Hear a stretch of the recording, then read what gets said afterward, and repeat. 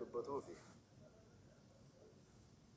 duulli miidiyaa kanarratti godhamu hamilee namaa cabsuun, hayyoota cabsuun, warroota qabsoo Oromoo kanarratti waggaa dheeraa miidhaan gurguddaan irra gahee qabeenya isaanii, lafee isaanii, waa hunda isaanii irratti dhaban hamilee isaanii cabsuun kan eegale waggoota 1 fi 2 as keessattuu miidiyaa musiibaa, miidiyaa fokkataa tiktakii jedhan kan sababni illee miidiyaan akka fokkataatitti akka miidiyaatitti kaampaanii yeroo dalagu miidiyaan fokkataa jedhamu hin jiru garuu waalaikum salaam warahmatullah ka asirra guute garuu nama fokkataadha. An wallaahi dhugaa dubbatuu fi sooshaal miidiyaa kanarratti addunyaa guutuutu fayyadama. Biyyoota addunyaa kana 200 addunyaa rabbii uummatan irra ka jiru uummanni hundi tiktookii kana fayyadama. Takkaa garuu sagaxee akka nama Oromoon agarra. Takka nama sagaxee akka nama kenna nama miidiyaan itti fayyadamu miidiyaatti fayyadamu osoo hin taane nama miidiyaan itti fayyadamu akka nama Oromoo kana takkaa hin agarre. Uummata bakka bilchaatuu hin dandeenye dhugaa dubbatuudhaaf sooshaal miidiyaa miti bilchaatuu kan dandeenye bilchaatuuf qoraan meeqa kan namatti fudhatu. Takkaa waan miidiyaan kun hojjetamee fi teekinooloojii kana waliin uummata wal simuu hin dandeenye. Kan hojjetu uummata bal'aa guutuudhaa miti. Garuu warri miidiyaa kanarra yaa'u teekinooloojiitu itti dhufe malee inni teekinooloojiitti dhaquu hin dandeenye wal fudhatuu hin dandeenye. Ganaadha. Ganaadha. Har'a rakkoon guddaan qaawwi guddaan kan Oromootti baname laal. Qaawwi guddaan kan Oromootti baname miidiyaan kun beekaallee, wallaalaallee, laafaallee, jabaallee wal qixxeesse. Martuu miidiyaa kana gubbaa dhufee waan yaada isaa bool gaafatee deema.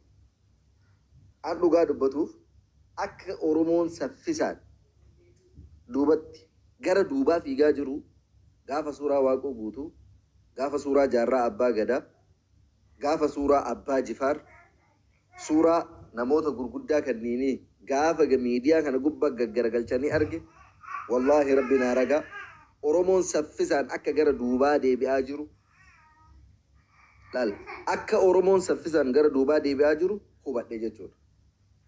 Gaafa suuraa namoota gurguddaa kanneenii miidiyaa gubbaa gaggaragalchan Oromoon miidiyaa waliin akka wal fudhataa hin jirre, seera miidiyaallee akka kabajaa hin jirre, seera Oromoollee akka kabajaa hin jirre, seera safuu Oromoollee akka kabajaa hin jirre kanarraa hubadhe. Amma ajandaa jidduu kanaa kan Sheek Kamaaliitii fi kan Aartisti Kadiir Martuutitti yoo deebinu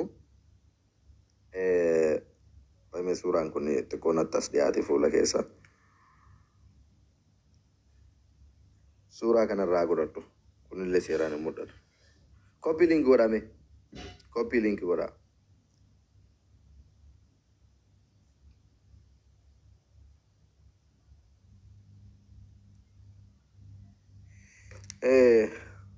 Agendaa gidduu kanaatti Aartisti Kadiir Martuutii fi Sheek Kamaalii kanatti yoo deebi'u dhugaa dubbatu Sheek Kamaalii yeroo tokko beeydaa nama tuquu fi nama dhiisullee yoo na dhagaallee jiraatte Kamaalillee jechaadha.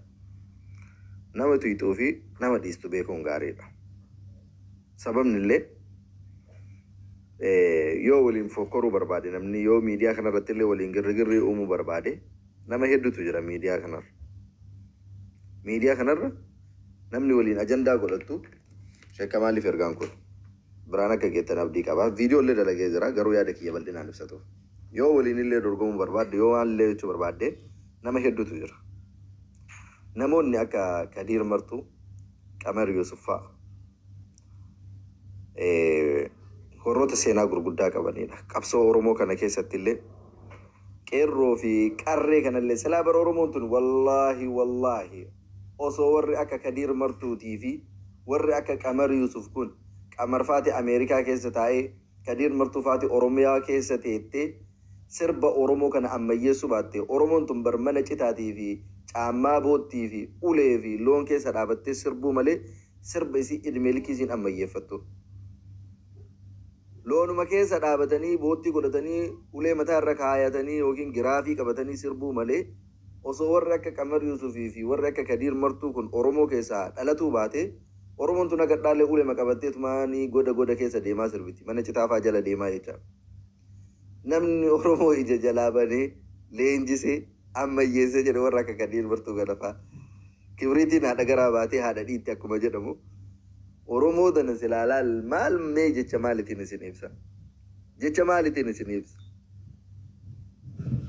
Bar nama nu goote jarratu dhugaa dubbatuudhaaf nama nu goote har'a Oromoon nuti sana xallee nuti leenjine nuti nama taane jedhanii har'a warra Habashaa kana fa'aafoo dhaabatanii warri walii wal mormu kun warra Kadir Martuu faatii leenjise. Osoo jara kanaa maleeti donqooroo dhalaal horii mataatee horima keessatti hafta malee nama iyyuu ta'ee namni gadi bahee namaa waliin waa dorgomuu miti. Har'a ofii dhufanii wal fixuu miti. Inuu bakka itti bahee san iyyuu namni hin hafuu ture. Dheedhii mataanii hafnaa ture.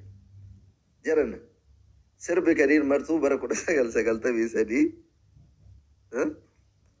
bara 19 takka wanta gandaa godhatanii jiru Sheekh Ahmed. Bara 1998 keessa kilippiin inni dalage yeroo san keessatti duraaniin namni kenna iskittaa sirba warra Habashaa kanneen ara melaa ka jedhu dagguu balaa garuu gondar ka jedhu fa'aa dhageeffataa ture namni kenna cidha keessatti iskittaa maalii kanaan lafa dhiitaa ture isa biratti irdinnaa fi beekumsi dur sirba warra melaa kana ture.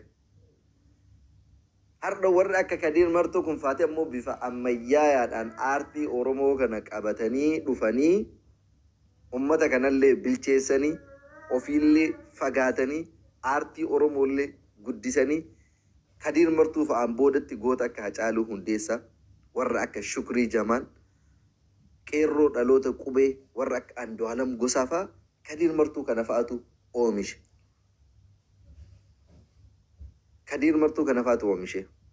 Kanaaf kabajatu malaafi garuu Oromoo tana keessa Oromoo ta'ee namni yoo dhalate aarsaa feete kafal hooma feete illee godhiif. Akirri kan kee arrabsamuuf itti xiqqeeffamuu ta'a. Kun ammoo sirriidhaa miti. Sababni sirrii hin taaneef ammoo gara duubaa deemaa jirra malee gara afoo deemaa hin jiru. Bilchaataa hin jiru. Addunyaa waliin dorgomuu ilaalcha dorgomaa qabannee deemaa hin jiru. Guyyaan hundi ajandaa. Yeroon hundi ajandaa. Yeroon hundi wal arrabsuu. Yeroon hundi jaarsummaa. What? Maal jechuudha? Ilmi namaa bar dalagaa qaba. Hedduun namaa biyyoota ormaa garagara kana keessa faca'ee ka jiru.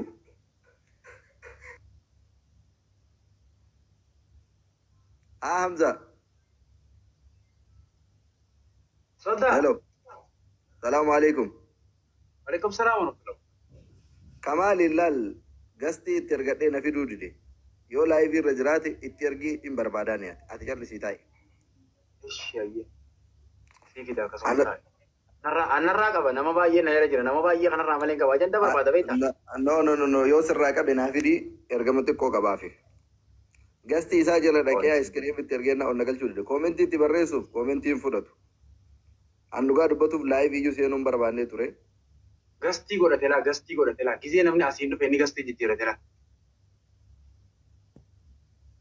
Asumaan dabarsi bakka asumaan dhaamsa dabarsiif obboleessa keenya Kamaal Abdallaatii bira haa ga'u. Asumaan dhaamsa dabarsiif nama baay'ee asitti ilaalaara. Silaa osoo inni illee jiraatee bareeda ture beektaa? Maraafuu ani waan baay'ee illee irraa dubbatuu hin barbaadu.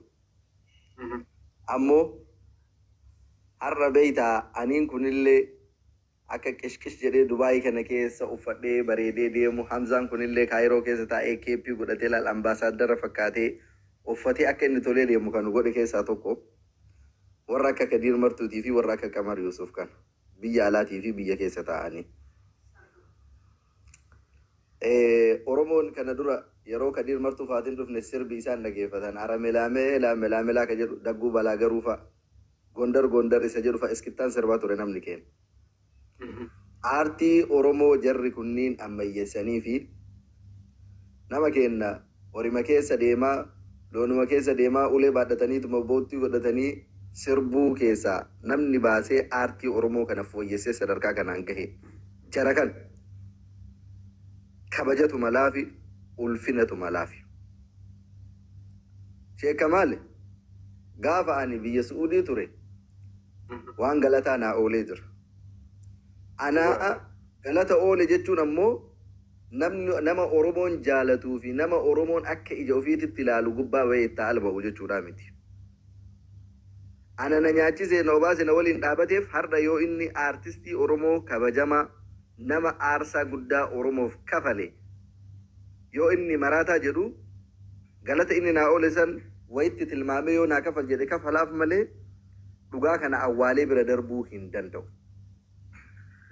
Walumaa galatti yeroo tokko tokko nama ajandaa godhatullee laal warri miidiyaa kun guutuun kana jala jirullee kas jala jirullee rakkoo suusii ajandaa akka isaan qaban ni beeka. Garuu yoo ajandaa godhatullee barbaadan nama ajandaa godhatuudhaaf tolu filatanii ajandaa godhatuudha malee nama faaruu miti. Dhugaa dubbatuuf uummanni Oromootuun maal gootanii hin meeqa dirmartuu kana wanti Oromoon godheef maaltu jira? Inni Oromoo tanaaf waa kumaatama godhee jira. Wallahi namni xiyyaana bolo waa dubbachuu fi sa'a tanatti si afaan illee dubbadhee sa'a tanatti an nama ajandaa qabu tokko osoo Kadiir dhiisee an ajandaa godhate hedduu natti tola ture. Kamaal Abdallaa irraa. Waatu jira Sheek Kamaal dhugaa dubbatuudhaaf tiktokiin isaa guddichi hin gubataan sirriitti beeka amala isaa bareechee jecha nama kana. Yoo kadhaallee taate kaabaa rabbii jalallee taa'ee kadhadheera. Harama keessatti illee taa'ee kadhadheera. Madiinatti illee wallaahi waliin deemne sa'a lamaa sadii kadhadheera illee. Osoo keessaan illee walii bilbiluuf waa nasihaa walii dhaamullee taate an wanti isaa hambifadhe hin jiru haga namni nama kadhatu kadhadheera jira. Garuu inni nama dogongoree nama jalaa waa fudhatu miti. Dhugaa dubbatuuf osoo waa'ee keessan ka jidduu kana deemaa jiru ajandaa godhatee Kadiirii olitti fooloo itti argata. Sababni inni waa'ee Kadiir yoo faaruu taate jechi kabajaa sanii ol waa namatti himaniin hin jiru. Yaa Kamaal Abdallaa kiyya ilma sikkoo mandoo ilma dhummuugaa bareentoo sanyii jaarraa abbaa gadaa sanyii nadhii gammadaa sanyii waaqu guutuu sanyii haaji aadam saadoo jedhee kabajaa inni baadhatuu hin dandeenye itti fe'e. Baadhatuu dadhabee jala kufee malee jecha Kamaal. Kabajaa Kadiir itti fe'ee fi jecha gaarii inni filatee itti yaa akii bannaatin yeroo tokko tokko beeytaa namni yoo ati humnaa olillee waan ati hin dandeenye si baachise namni kenna jala kufaa beeyta. Taataa godha nama dhibba torban kun taataa godha horii godha. Ana birallee isa birallee warra jettan koppii liinkii godhaa ergaa kanallee wal biraan gahaa. Kabajaa wanti inni irraa hambifate hin jiru. Wanti inni ammoo fiigee dhaqee Kamaaliin Kadiir martuu ajandaa godhateef waan biraati miti. Akkaawuntiin jalqabaa waan jalaa gubatee jiruuf akkaawuntii lammaffaa kana fooloo guddifatu. Matoo akaarlo. Dhibbarraa dhibbatti hin beeku. Garuu shawwadamee jira as biratti. Agas osoo Hamzaa kana fa'a ajandaa torbee takkaa jara ture osoo ajandaa san godhattee jiraatte. Ndawun fooloo. Amma ajandaa jira osoo anuunaa fi achitti ajandaa godhatee irra sirbaa olee irraa fi osoo fi haadhamaa fi achitti fa'a osoo ajandaa godhatee jiraate dhugaa jette goota keenya jedhaa namni isa dhageeffata warra hadha isa arrabsaa jala deemee wanna jedhu kun itti muddi maal jedhaa dhageeffataa foolollee godhanii ture. Har'a garuu jarjaraan waraabessaa gaafa sangaa qabataa jedhan. Bakka akka malee Oromoo madeessitu bakka ofiillee itti madaa'u dhaqe Kamaal. Walumaa galatti ergaa kiyya kana yoo ka isa bira gahu taate biraan naa geettanii Kamaal Abdallaa ooltee osoo hin bulin Kadiir martuu gadi bahi ummata Oromoo afotti dhiifama gaafadhu qaaqa kana ofirraallee gabaabsi nurraallee gabaabsi. Tokko san inni lammaffaa Ustaaz Shi'amiin Ibro miskiina wallaahi jedhan. Beeytaa nu hunduu miskiina dhugama rabbii. Namni haasaa Kamaalii ilaalee Arsii Harargee maal jedhaa wal arrabse yoo jiraate dhugaa dubbatuuf namni sun ana biratti Kamaalii gati. Waan kana wanta ijoon Kamaalii fi gocha inni hojjete sana gadi. Dhugama miskiina wallaahi jechuun nama san. Harargee fi Arsii jechuun dhiigaa fi lafeedha. Ija bitaatii fi ija mirgaati. Ilmaan bareentooti. Abbaan barbaade ila anaa kolkollee kana osoo ta'e waan fedhe osoo of keessaa albaa oolee ummata Harargeetii fi ummata Arsii walitti buusuu hin danda'u. Kamaalii miti ka fiigee abbaa arge mataa irra bahu beekaan abbaa barbaade osoo waan fedhe dubbate ummata kana wal dhabsiisuu hin danda'u. Namni daldala biraa qabdu yoo jiraate kophaa keetii uf dandeeyi daldala kee baatu. Garuu jecha Kamaal Kadiiriin jedhee fi wal dhaba jidduu kanatti jiruuf hawaasni wal dhabuu fi hawaasni waliin bu'u tokko illee hin jiru. Sababni illee Kadiir Harargetti dhalate malee ka Harargee qofaan miti. Kan kutaa Oromiyaa 11 ka Oromoo guutuutu Oromoo guutuuf falmataa ture. Digalee kutaa Oromoo guutuuf falmataa ture ka Oromoo guutuuti sanuu Oromoo. Anamma Kadiir afaan illee dubbadhe anamma Kadiir deengadda anallee likilikiinatti himee ture. Bakka Kadiir likilikiinatti hime hunda keessa bakka Kadiir na abdatee. Anattuu hime dibichatti hime anattuu hime. Basa. Samoonni ajandaa isaa viidiyoo dalageera. Mucaa laal abdii inni na abdate la. Mucaa laal jecha isaa inni fayyadame la. Hedduu lapheetu itti na gammadde abdii akkam narraa qaba. Mucaa waan akkanarraa taa'i. Inumaa gurbaa abaja wayii tokkollee osoo hin godhin bakka mucaa keenya tokko mucaa buleessi kiyya xiqqaa tokko je'ee mucaa waan akkanarraa taa'i jecha isaa keessa waliin anseef godhe. Mucaa hedduun itti gammade bakka abdii inni narraa qabu san ani gajjee fudhadhe. Anillee yeroo akkasitti hararaa jabduu keessa jiru sanitti yeroo ana bira kee darbanii sabiyyii kiyya ka afaan hin beekne daa'ima amata takkaa manatti na jalaa arrabsan san keessa Kadiir dhufee dhiisinaan jedhe viidiyoolee irratti illee dalagee keessaallee ima walii barreessina Kadiiriin garuu jecha bisee jirarraallee wal dubbisne garuu viidiyoolee irra dalagee dhiisinaan jedhe waan akkanaa keessa hin galini viidiyoo dheeraa narra dalage argitee nirtan isin hunduu das na jedhe bakka maaliif hin jaaladhaan hin kabajaan osoo na waraanee iyyuu nan quuqu Kamaal qofti maal waan taateef waan namaan addaa maal qaba Kamaal yoo isa arrabsuu miti waan barbaade Kadiir siin jedhe umriin illee nama si hangafaati qabsoon illee nama si hangafaati uumamaan illee aartii dandeettii aartii qabu dandeettii rabshaatii miti jechaadha kanaaf Sheek Kamaal wallaahi wabillaahi tana nafa ima dogongortaa tana nafa tahallayyaa si geessitu dhayte. Kophaa ofiitti xiqqeelee bu'aa dhugaa dubbatu. Amma yeroo baay'ee wanti tokko girgirri yoo ga'u namni gandatti illee ka fuudhee galuuntu jira naannootti maali wal qoodan. Bakka Kadiir dhaqe kanatti ammoo Oromoo guututu itti garagala. Oromoo guututu si garagala Kadiir. Irgixanyaa ta'in dhageetta waan ta'eef Kamaal Abdallaa ergaa kiyya kana. Ummata Oromoo guututu sitti garagala. Mammaaksa Oromoo tokkotu jira. Tulluun si jiguu wayyamoo ummanni si jiguu wayyaa jennaan tulluun na jiguu wayyaa yoo tulluun natti jigdee ummata kanatu narraa ol qabaa mammaaksa kun. Karaa nama akka kaleessallee dhugaa dubbatuuf an ufii kiyya Kamaal akka ummataan wal hin dhabneef Suudi Arabiyaa keessa gaafa dhaqe miinaa taphadhee jira. Namoota akka ijaafa daamiiti isa eeggatan osoo arganii lubbuu isaa balleessuu barbaadan namoota hedduu kakadhadhee irraa dhoorgee inuu darbanii waliin hiriyaa ta'antu jira. Ijoolleen makkatti kaleessa ajjeesuudhaaf soytu eessatti arginee isa ajjeesnu ijoolleen jettu dheengadda gareen kubbaa garaagaraa ijaaramee bakka jedhutti kabajaa isaan malu isaa gootee ummata keessatti argamee ummata waliin oolaa jira. Namni osoo ulfina akkanaa ummanni sii godhu dhoqqee keessaa baatee dhoqqeetti deebi'uun barbaachisaadha miti. Asfallaagaa hin ilaalu. Eega carraa ummata Oromootiin wali araaramtu argite qeerroo fi qarreen Makkaa dheengadda bakka kuwaasiititti eega kabajaa bareedaa akkasii sii goote ijoollee san jabeeffatuu fi hawaasa san waliin akkamitti karaa nagayaatiin itti fuufa jechuudha malee dhayxee dhoqqee kaleessa keessaa baate carraa kaleessa argattee hujjaajota waliin warra umraa hajjii deemu waliin ooltee naga buustee ummanni illee dhiifama sii godhe maasha Allah jijjiiramte siin jedhan digirii 180 tashkarakkaraa dhayxeetiin uf duuba deebi'uun zeerotti deebi'uun sun dhugaa dubbatuuf baay'ee nama gaddisiisa baay'ee nama saalfachiisa garuu yoo fooloo dhugama barbaadde wallaahi summa wallaahi ani si hayyame anallee na arrabsi Hamzaallee arrabsi feetu Dr. Asliifaallee arrabsi garuu nama akka Kadiir kanatti nurraa hin bu'in nurraa hin bu'in. Nuti warri mataa ol qabannee akkuma Kadiir fa'aa mataa ol qabannee naannoo raantu kana tiimi ammallee irra deebii likkitti. Saantaan kan dabarraani. Yeroo namni Oromoo kan biroo ammoo na dhageeffadha dhugaa dubbatuudhaaf. Aadaa Oromoo tokkotu jira. Yoo namni du'e goota kenna maalii kenna akkas jedhanii afatanii iyyiyyee jedhaa taa'anii booyu.